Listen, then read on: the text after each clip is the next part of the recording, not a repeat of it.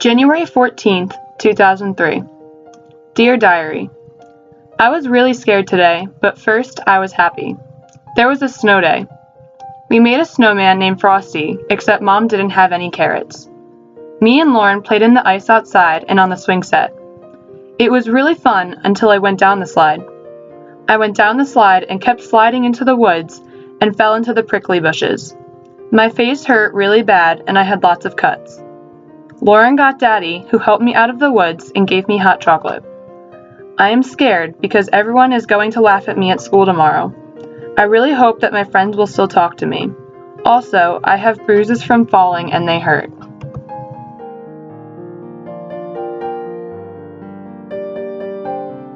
January 15th, 2003. Dear Diary, today I was really happy.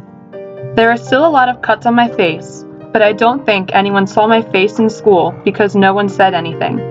I'm happy also because Miss Sweeney let me go to the office and make copies, and also I was the line leader. Also, we played Sparkle and I won, and I got an ice cream pass. Also, I played catch with Daddy today.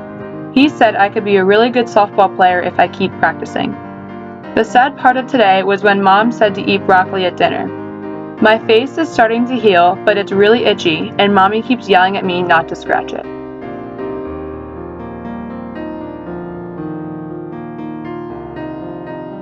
September 14th, 2011. I'm really exhausted today, but I wanted to write because my mom and I were talking about a story from my childhood.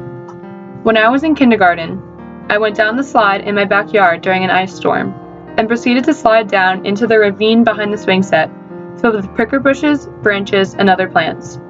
My entire face was cut up and unrecognizable.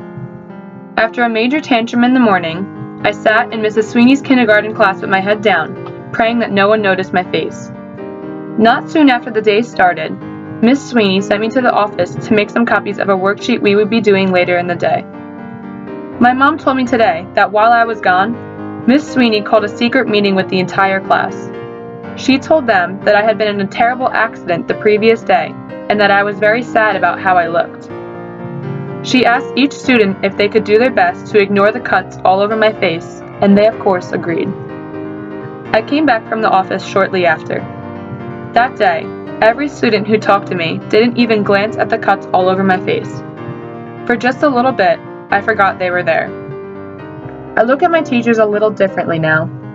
We've all given our teachers credit for teaching us how to read, write, and multiply, but we probably haven't thanked them for the life lessons they've thrown into the mix. Saying that a teacher only teaches is like saying the sky is only blue. It's true, but there is so much more to the story. Like the beautiful oranges and reds during a sunrise, or its dark purple during a storm, teachers inspire children like me by acting as role models and personal cheerleaders. This time next year, I'm going to be going to high school, and I'm really scared. But if I build some good relationships with my teachers, maybe the transition won't be so daunting. I think that's going to be my goal for next year.